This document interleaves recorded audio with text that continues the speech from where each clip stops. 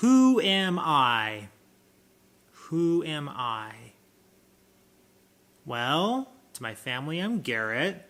Here on YouTube and in other realms of entertainment, I'm Rico. Oh, this is just the title of the album. Okay, it's not a real question. My bad.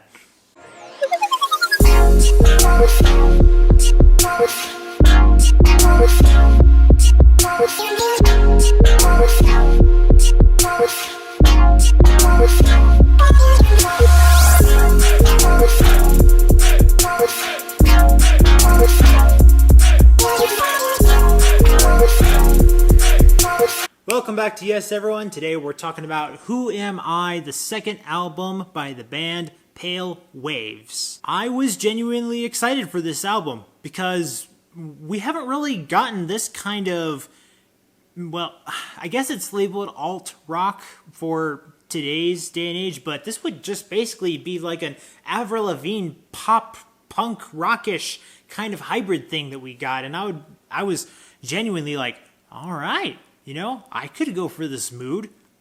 I like this for either nostalgia's sake or for the fact that maybe this is a genre that we should bring back that would actually have some substance to it for us to actually latch onto. That was something that enticed me when I was listening to the first few songs. And then I dug a little deeper and I wasn't as impressed when I actually got to see what that substance was. A lot of the music in here is perfectly fine. What they did with the instrumentations, that's fine. It's everything else that they did lyrically that kind of let me down. And how it just kind of incorporates with the mood that they're trying to go for. Sometimes it makes sense why they would incorporate certain topics in their lyrics into the style that I just described, but it really is just kind of over the edge, or it's trying to be a little too much.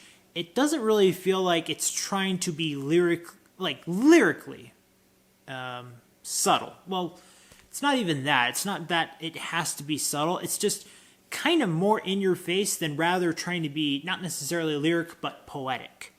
And I feel like sometimes there are some artists over the last few years, not like for a long time, maybe for some of you that's true for a long time, but right now I would say the last few years, at least ever since I started actually reviewing music over here, I would say that there's a lot of things that I just feel like you're kind of forgetting. The part of the lyrical aspect of music is to, actually delve deep or to be innovative, do something poetic that just happens to be musical.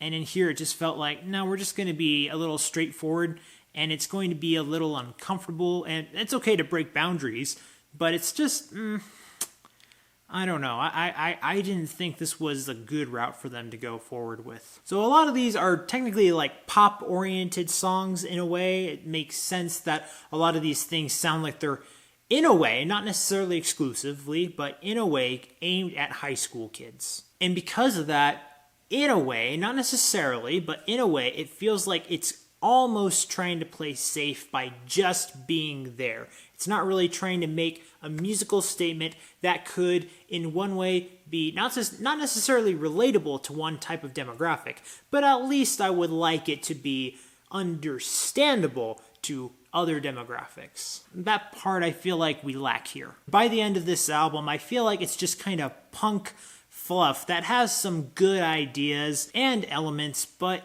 in the end, it kind of just feels like it's a light, coarse, sublime-ish thing. I can't let the personal endearment of this genre or subgenre get to me when I know that deep down I'm thinking this is not as sound as it could be. I can't let my criticizing judgment pass over me on the basis of a sound that I just happen to reminisce about. I'll try to delve into a couple of examples in the album. I don't have a highlight, unfortunately. It's not the worst thing I've heard ever, but I don't really have anything to highlight here. So I'll go through a few songs where I feel like the elements and possibly the lyrics were letting me down.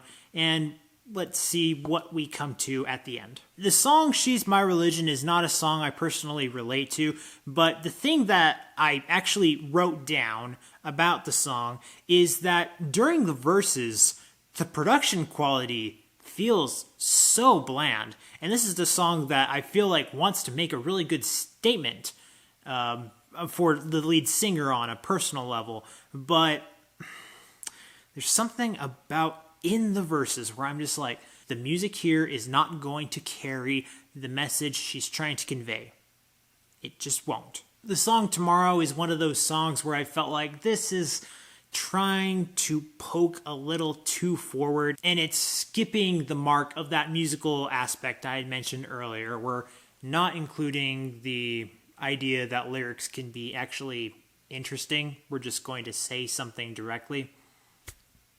I'm sure in some universe that can work for some songs. I don't think it does here. On the 7th track, You Don't Own Me, the chorus actually is kind of lyrical, but the verses, it kind of actually creates a disregard for the musical aspects. Again, I'm kind of bringing this whole back, but I'm pointing it out in exact moments, because that's what you have to do. You can't just say generalities. I know that sometimes that happens, and I try to make sure I don't overdo that. But in here, I have to be as specific as I can, because those are the things that are making moments for me to knock off points, per se. I don't know how many times I've done this in this video, sorry, but that's just what it comes down to. I am nailing exactly the moments where I'm thinking this is the part where it's lacking, or this is the part where you should have pushed it forward in that musical thinking zone that I think this band has the potential to do. But it didn't work for me this time around. So having said that, after having listened and reviewed this album, I'm going to give production a B, creativity a D, expression and lyrics a D, and how would I recommend this album?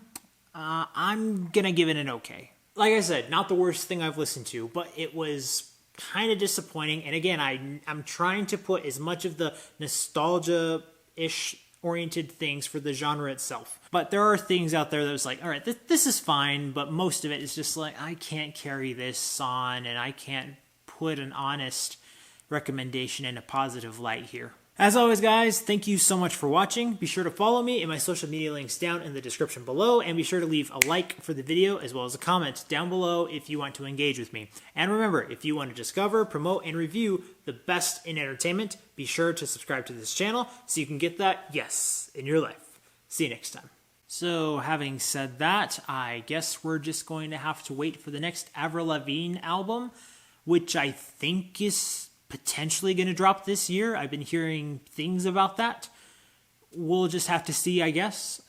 This time around, like, there were some good ideas here, but maybe if it was an instrumental album, probably not as much, but maybe a few songs. Who knows?